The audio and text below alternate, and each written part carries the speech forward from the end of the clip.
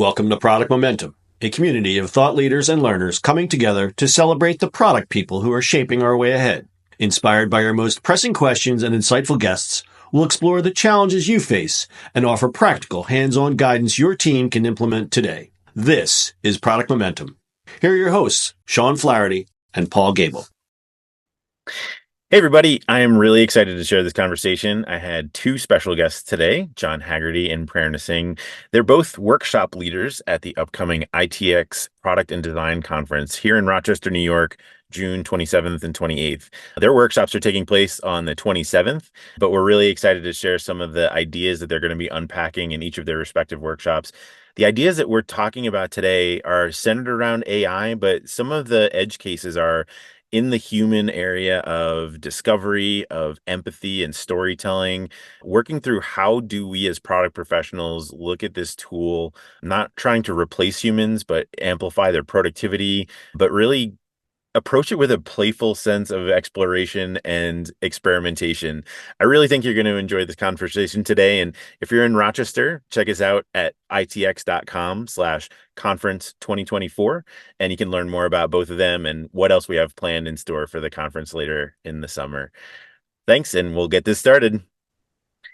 Well, hey, folks, and welcome to the pod. Today, I am excited to be joined by two very special guests. First, John Haggerty, a seasoned product leader. John offers tailored insights derived from a proven track record of driving innovation and strategic growth. His expertise lies in integrating business constraints across multiple domains, deeply understanding user motivations, and guiding product strategy with data-driven insights. John's a course instructor, lead interactive sessions, and creating assignments and discussions aimed at helping students apply practical skills in product development. And also being joined today by Prerna Singh. Prerna is a product professional, a product leader with demonstrated ability to bring teams to their goals. She's experienced in combining strategic insights and human-centered design principles to deliver high client and product value. Prerna has contributed her expertise to product teams at Meetup, Quartz, Mashable, and IBM, and she also serves as a course instructor at Gigantic. Thanks so much for joining us today. I really appreciate you guys taking the time. Welcome. Thanks so much for having us, Paul. Appreciate it. Yeah, this is going to be fun. I'm looking forward to it.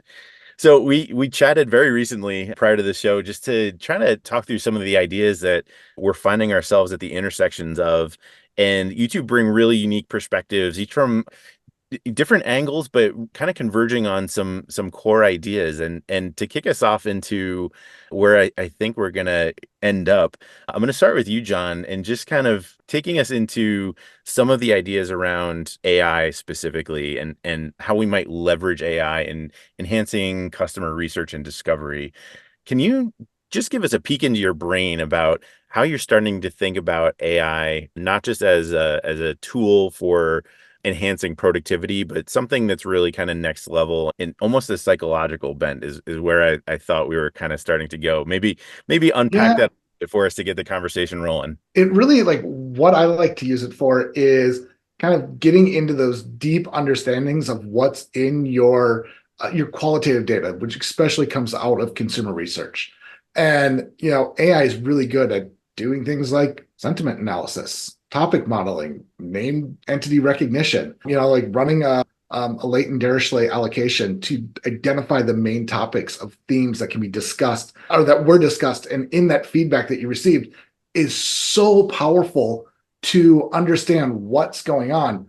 But even more with that, what I find really awesome is doing combination of things where you can do some clustering and segmentation of users. So, like the example that Rahul Vora uses for his, what am I thinking of here? Product market fit engine. That's the thing.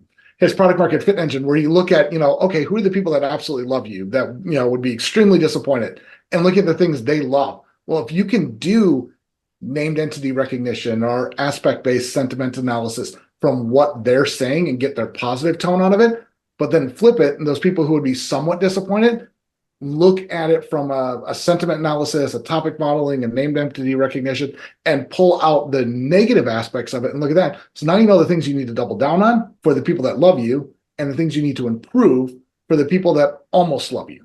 Love that. And Prerna, I know customer research is a topic near and dear. What thoughts do you have about kind of how can we leverage these new ideas and conversations we're having in ways that help the users ultimately feel more engaged with the products that we're developing? Yeah, I love this question a lot. And I think what John was doing it talked a lot about how we could use AI for analysis. What I'm really excited by and where I believe the new frontier in customer research and discovery is actually in how we can leverage AI to actually moderate conversations with participants. There's this whole field of AI moderated research, and there's so much as a user researcher and someone who really loves understanding how people interact with technology. This is in itself very meta, where you have AI actually asking the questions. And there's a couple tools that I've kind of come across recently that are really doing this and sort of pushing the envelope in what I believe will be the next sort of frontier in terms of how we do user research and discovery, where they're having AI actually ask text-based questions, and then people are responding with voice. And then the AI will then follow up with more sort of text-based questions. And I think this is super interesting because from a UX research perspective, I know one of the things that in my training as a UX researcher, I was trained to figure out how to not ask, non-leading questions and prevent biases. And ultimately, we're human, and I've done user research for many, many, many years now. And I still sometimes will occasionally slip up in a user research study and ask a question that I'm like, dang it, I really shouldn't have asked it that way.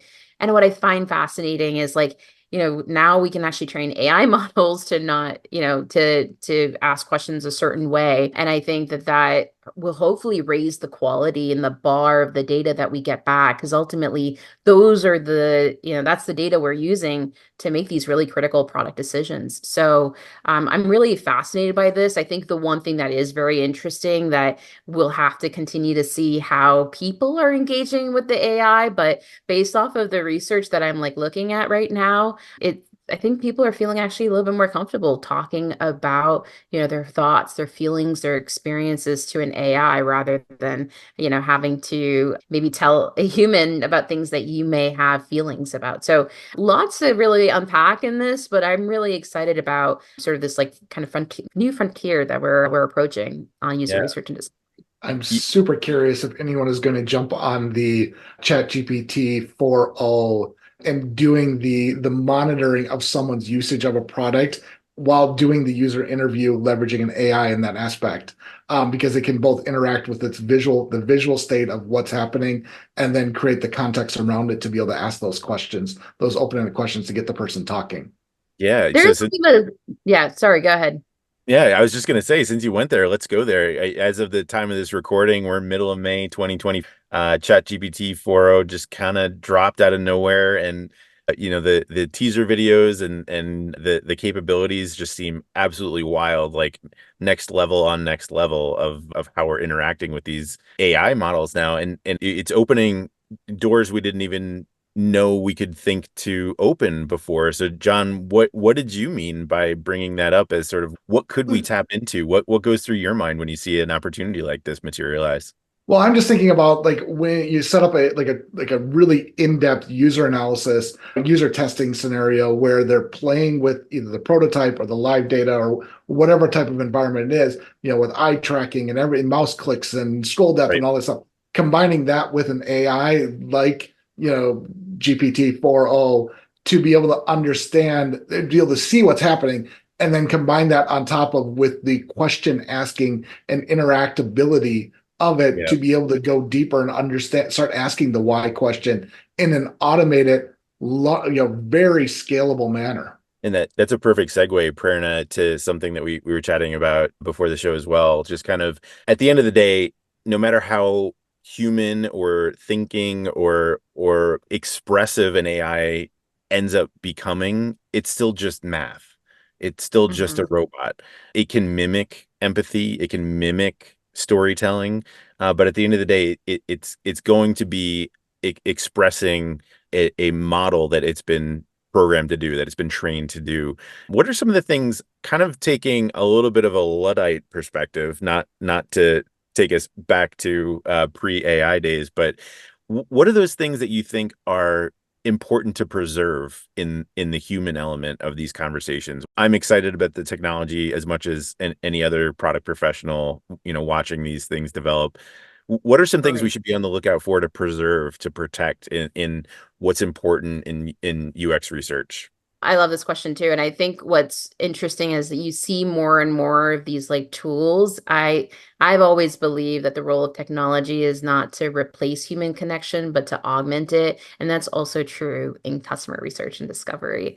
And so, even in some of the research that's been done, the feedback that participants have given in terms of conversing with an AI is like, well, it was good and I felt comfortable, but there was no human feedback, whether like explicit or implicit. So, there's no one like, giving you some of that like facial like feedback, like facial expressions or like the prompting. So if you don't have that like human connection back and forth, you're just like talking to like a wall and you have no idea what the response is, and you don't sometimes like that's where the ideas really get where you can really bounce the ideas off of someone. So you people look for that confirmation, and there's some really amazing brain research also that's been doing on like how well humans understand each other, to the point where certain verbal cues that I might be using, your brain is processing that way before you even know what my next words are. You have the ability to predict what I'm about to say just based on my own verbal cues. And so we still have a long way to go to be able to train actual computer models to do the kind of like human computing that we're just doing without even realizing it. Everyone, just wanted to take a quick break in today's conversation to share some exciting news about ITX's upcoming Product and Design Conference taking place Thursday and Friday, June 27th and 28th, right here in Rochester, New York. It's going to be held at the Memorial Art Gallery, and it's going to be spread over 2 days. Day one featuring a half-day design and product workshop series with Prerna Singh, John Haggerty, Ryan Rumsey, and Patricia Reiners. Day two is going to be a fantastic day of keynotes, headed up by John Maeda, VP of Design and AI at Microsoft, Denise Tillis, co-author of the new book, Product Operations, and Ryan Rumsey, CEO of Second Wave Dive and author of Business Thinking for Designers. Sprinkled in throughout the day of keynotes, we'll have the option to choose your own adventure. You can sit in on some live recordings of podcasts. You can network with some fantastic product and design professionals throughout the day, or catch one of our 3 fireside chats discussing some of the important themes and topics in our space that we'll be touching on throughout the day. To reserve a seat for you and a friend, or maybe treat your whole team to 2 amazing days of learning and networking, you can head on over to itx.com/conference 2024. That's itx.com/conference 2024. Looking forward to seeing you there, and let's get back to the show. Yeah, I think there's a staggering percentage. I'm not going to try to quote the number, but there's a staggering percentage of information input that humans are able to process that's, in any given conversation, a greater than 0.5% of the information we're processing in a conversation is the nonverbal cues. It's the body language. It's the head nodding. It's the kind of uhs and ahs that kind Even of the ums, exactly like what you were just doing. I'm like, I know exactly what you're about to say next, even though you haven't even said the word. exactly.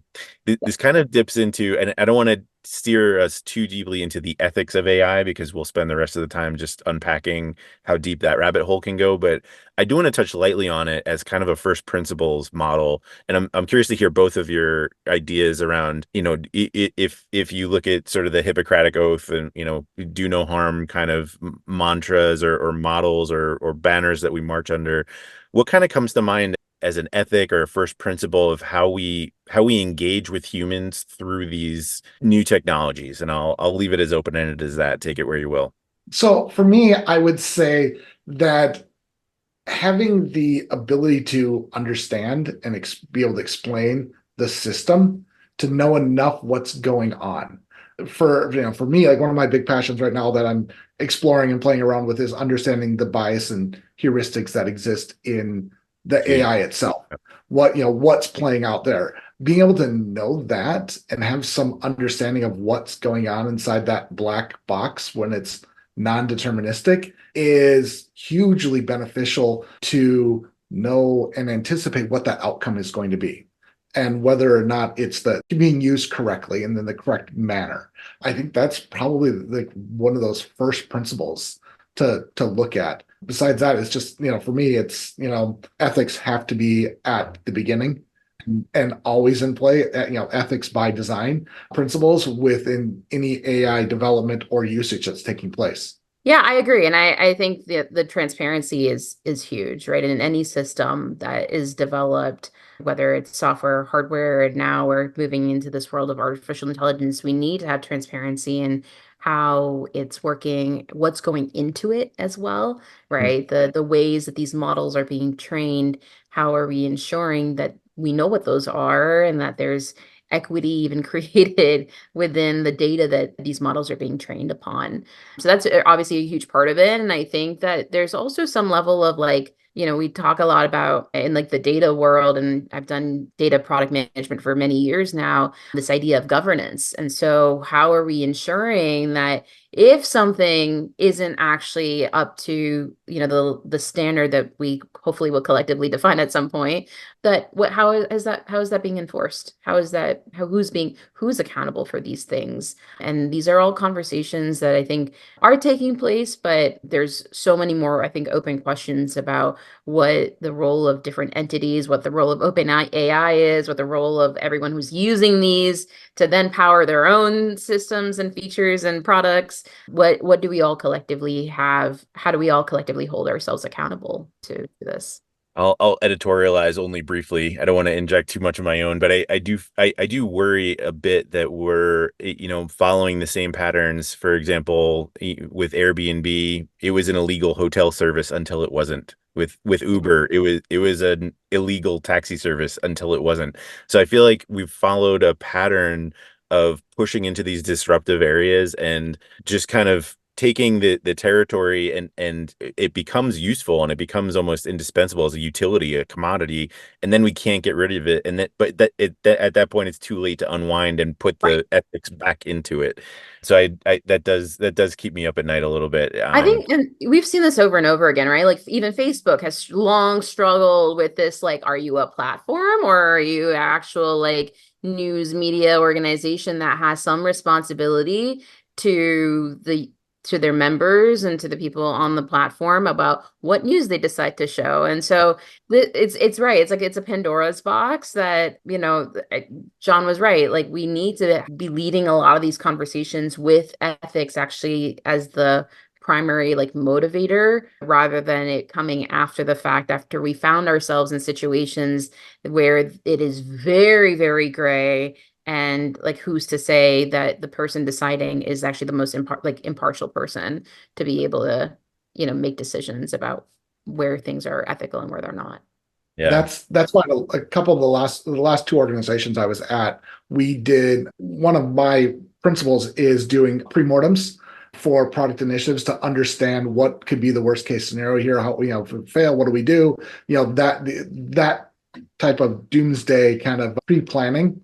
But on the flip side, what I brought into that, I shouldn't say the flip side, what I brought into that as well with the last couple of organizations was both of them had AI products, and we were looking at it from what would be the ethical problems here that could come up that could cause this. So not just looking at it from a product failure or a business failure or a technology failure, but looking at it from an ethical failure, whether it's the collection of data, the usage of data, bad press or media relationships because of what we're doing or how we're doing it. Those types of things, bringing that into that pre-mortem discussion becomes extremely important. Then we know that we're having that ethics by design from the beginning, from inception, to bring it forward.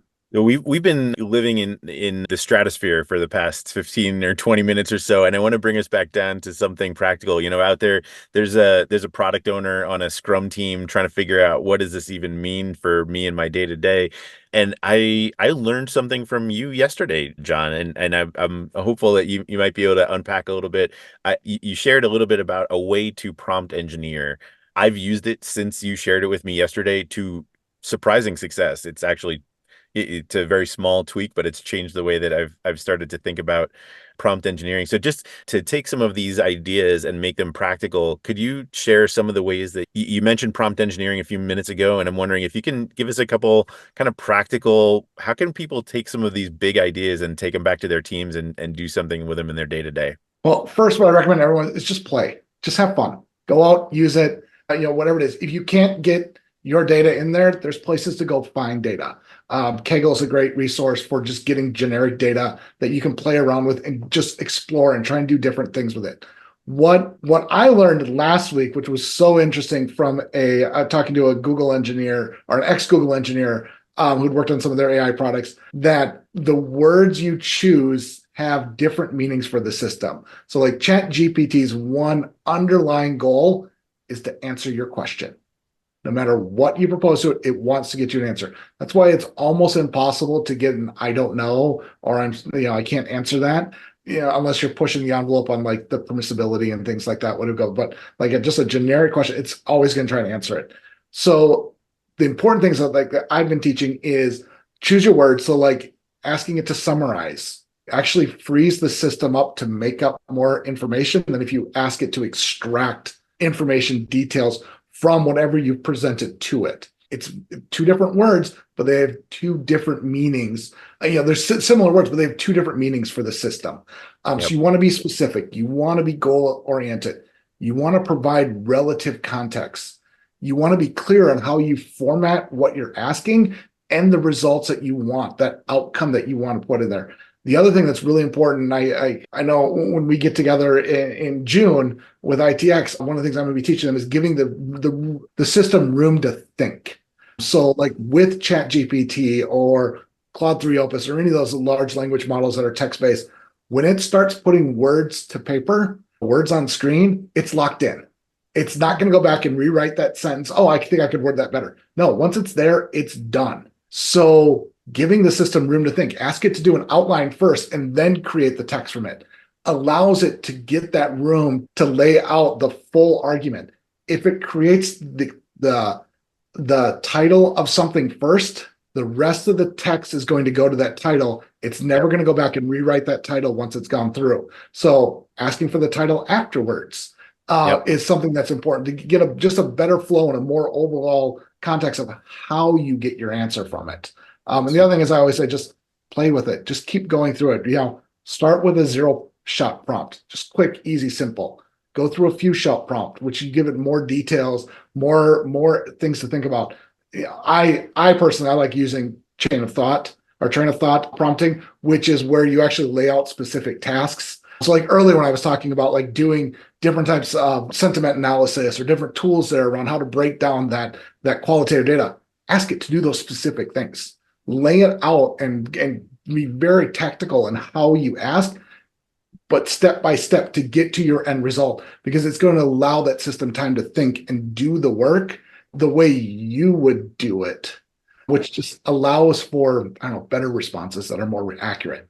Yeah, I was going to say, to build on John's answer, the idea of giving context is so critical. And that's, again, one of those things that I think us as humans have so much rich information around that makes us capable of doing the jobs in the manner that we do them. So I think one thing that I've actually found really helpful is, approaching ChatGPT with being like, okay, I want you to build the same context that I have. So one of the prompts that I've been using that's been really helpful, it takes time. So this is a part where I think people like to use ChatGPT for shortcuts and be like, oh, I just want a shortcut to blah, blah, blah, blah, blah. But actually most utility is if you spend time with the system, you'll get quality results back. So the prompt I've used is like, hey, I'm a product manager working on blah, blah, blah, XYZ product at this company, and I'm looking at this. What are 10 questions you would ask me to build context? And so then ChatGPT like prompts me with the questions it needs to be able to build the context. Yep. And then after we've done that exercise, because it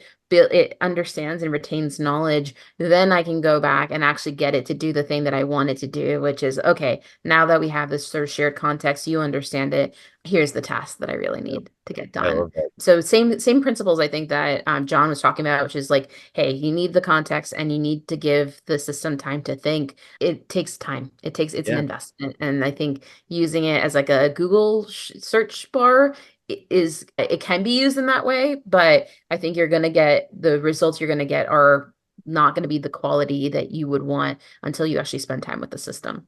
Yeah. And Prerna, I want to stay with you for just a minute. John mentioned his workshop, and you're going to be here in June in Rochester talking as well about the ideas of customer research at any level, specific to customer research. Any kind of ideas that a product owner, product manager on an agile team trying to get through road mapping and backlogging and Yeah. develop the user insights? What comes to mind when you think of like how can we help that early to mid-career product professional really level up their game in the areas that you're thinking about? Totally. So what I like to think of and what where the problem I actually see lies is people think of user research as this like ginormous, intensive effort that's going to cost them time and money and resources. And what I like to do is figure out how to actually make user research more accessible because it doesn't actually have to take that much time and that much setup. And it turns out that most likely you have more data than you think you do about your customers. And so the workshop that I'm going to be doing in Rochester is really intended to help you understand what is the data that you have and how might you actually be able to leverage it to make better customer decisions so that it isn't this like extensive and intensive effort, but really something that you should be doing on a continuous basis to make higher quality decisions. Yeah, I love that. I think, the kinds of ideas that we've been talking about, just kind of summarizing all the way back to the beginning is we really want to balance the need for doing more with less, enhancing these technologies in our products and really helping the people whose problems we're trying to solve get through their frustrations, enhance the delighters, create the more streamlined set of table stakes so that people can get more out of their work and more value from the products that we're developing for them. I kind of want to, we just have a few minutes left, and I want to kind of close on a bit of what do you think about the future, and where can we say we've come in the past year or two since really AI went mainstream. We know it's been around for much longer than that, but I think, the average person, the average thought worker is now, using AI as part of their everyday vernacular.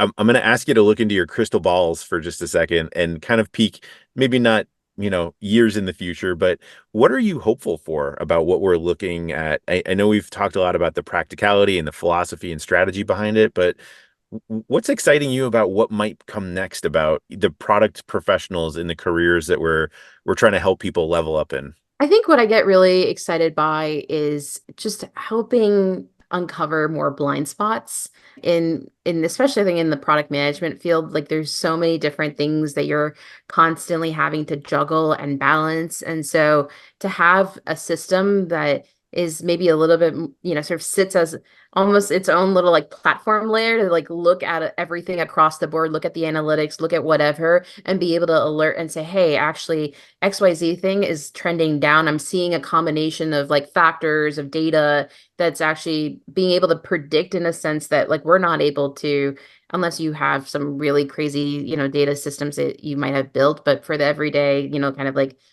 product manager who might be working at a startup or some early stage don't have the robust data systems to alert them.